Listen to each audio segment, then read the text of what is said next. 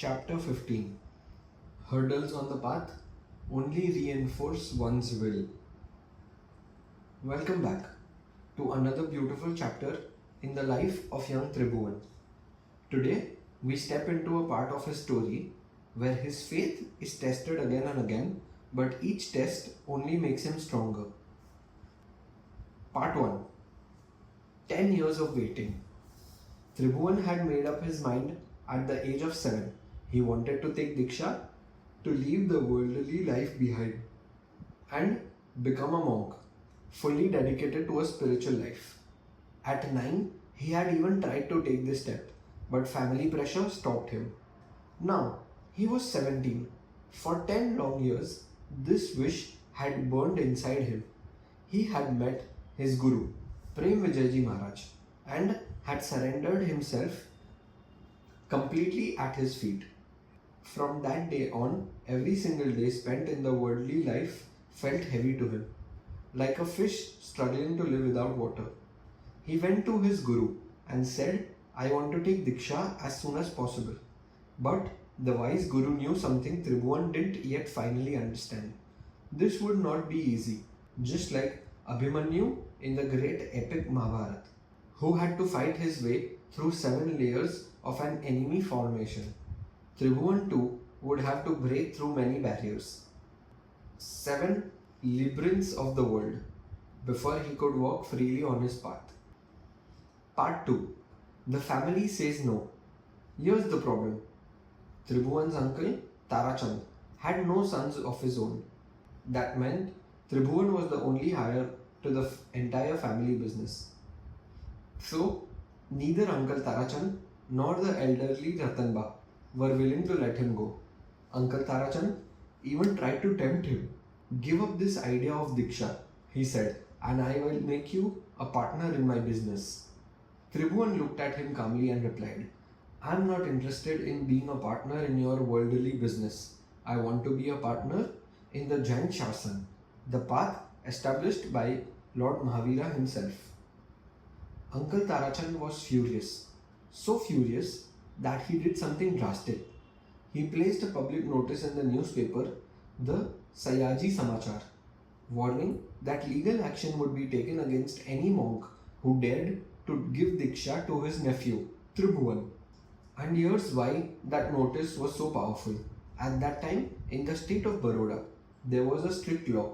If any monk gave diksha to a minor, the monk could be sent to prison. Many monks had quietly been watching Tribhuvan, thinking he could become their disciple one day. But after this notice appeared in the newspaper, their courage faded. One by one, they backed away. Uncle Tarachand finally felt at ease. He believed, now surely no monk will dare to come near my nephew. Part 3. The torn clothes. Now, let's talk about another person in Tribhuvan's life. His mother's brother, Uncle Fulchand. Fulchand had moved away from Devan and settled in Khambat. But every year, without fail, he invited young Tribhuvan to spend his Diwali holidays with him. And what a generous host he was. Sweets, treats, festive joy, and on top of all of that, he would give Tribhuvan enough new clothes to last the entire year. But when Fulchand heard about Tribhuvan's wish to become a monk, he too tried his own gentle trick. "Take diksha," he said, "only after all the clothes I have given you this year are torn." You won't believe what happened next. Tribhuvan, in a sudden burst of determination, picked up a pair of scissors and started cutting his brand new clothes. Right there, on the spot, Uncle Fulchand had to physically grab his hands and stop him before all the expensive clothes were destroyed. That's how strong his resolve was. Part 4. The judge's test. Now comes a moment that I think you'll remember for a long time. Tribhuvan was working under a lawyer named Mohanlal. Even his employer was uneasy about this young man's wish to renounce the world. So Mohanlal took Tribhuvan to meet a Parsi judge in Padra, a respected man named Nanabhai Pestonji Navsariwala. Mohanlal's plan was simple. Maybe the judge's authority would frighten the boy into giving up his idea. The judge looked at young Tribhuvan and asked gently, "My child, why have you thought of becoming a monk at such a young age? There is no path higher than diksha, but why so early?" Tribhuvan answered without hesitation. "And that is exactly why. Sir, dharma, the righteous path, should be practiced from an early age." The judge tried a different approach. "You are such a clever boy. You're good at your studies. One day you could become a judge, just like me." Tribhuvan smiled and said, "I don't want to simply serve the government like you. I want to cross the dangerous ocean of worldly life." The judge, moved by the boy's wisdom, made one final attempt. "Why not practice your religion while living at your home? You can take diksha later, when you're older." And then Tribhuvan asked him something that left the judge speechless. "Tell me, sir, how much religion can a person truly practice while living at home? Your hair has turned grey, and yet do you still have the desire to leave it all behind?" The judge sat in silence for a moment.